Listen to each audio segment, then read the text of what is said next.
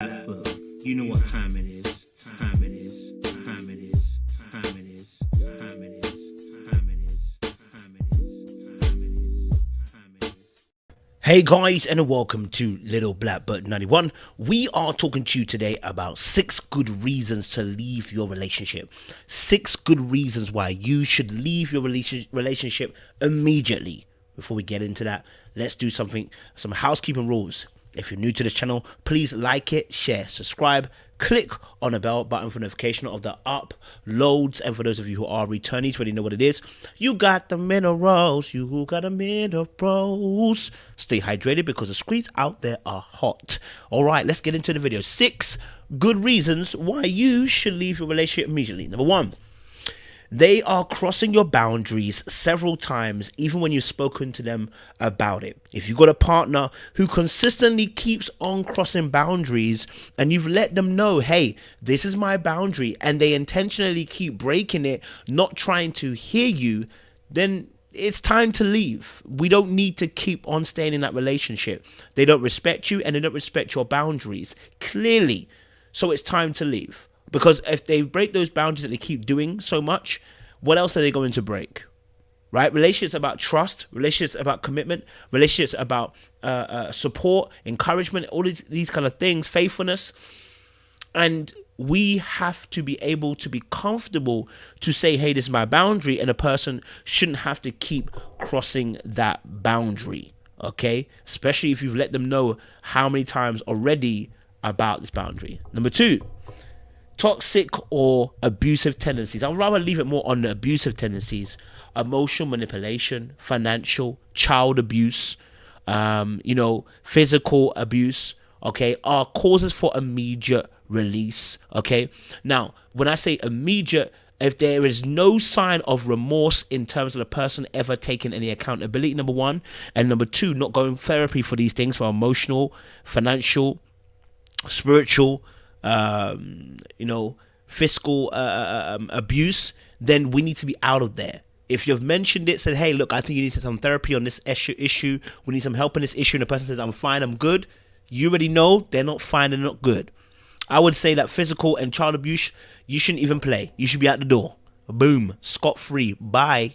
Okay, all right, but they're notoriously some of the most hardest ones to just leave, because like I said, they often include power dynamics, they often include a very deep line emotional manipulation first before we get to that point as well. And so many emotions and feelings are often drawn up in those situations. So it's not so easy to leave, but it is a cause for release from a relationship. Number 3 is you're heading in separate directions in life, and you have discussed this at length. You're both growing in different directions. You both spoken. You both know, actually, to be honest, we're not going in the same direction. We're just seeing things completely different. The growth I have is astronomical. I don't need to be here anymore because we don't see eye to eye anymore. How can 2 walk together unless they agree?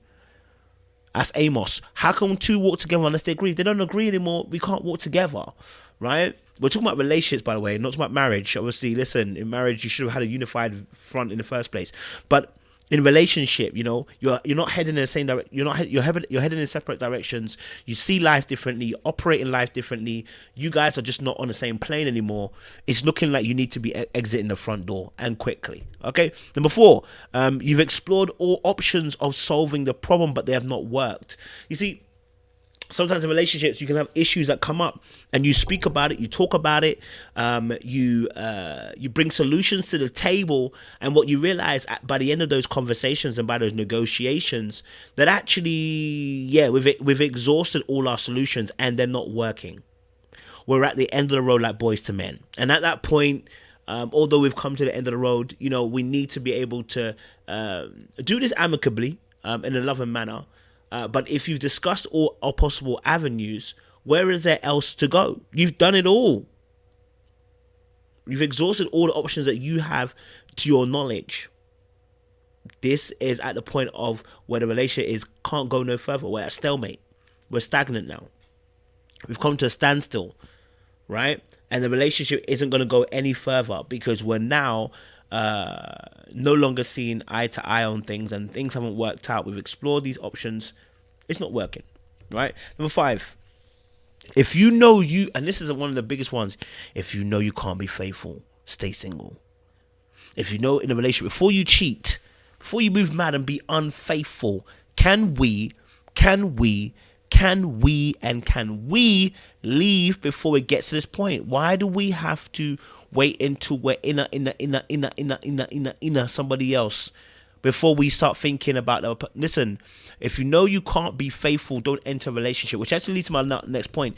If you have a fear of commitment, right? You're in a relationship and the person is showing signs of a fear of commitment. They're stonewalling. They're separating themselves emotionally from you. They're not talking to you. They're not opening up to you. They're not trying to bring you into their world anymore. They're having a fear of commitment, or they've got a very disorganized. Maybe they've got like a particular attachment style that is also playing it out in a particular way, and it's been over a period of time. Listen, fear of commitment can be worked on. Don't get it twisted. But most people don't want to work on those things. So it's going to be a cause for leaving the relationship. Right? It's going to be a cause for leaving the relationship. A lack of faithfulness, fear of commitment, crossing boundaries. These can be worked on if the person wants to. Right? And if the person's committed to. It should be joint, but it also should be solo. They should be doing joint, but it should also be doing solo. Because they keep breaking boundaries. That's a solo issue. Right? They're scared they're going to cheat. That's a solo issue. Fear of commitment, that's a solo issue. It needs to be dealt with by themselves. Right? Like, share, subscribe, click on the bell button for notification uploads. We appreciate you guys. Stay locked and stay loaded as well. Little black book. You know what time it is.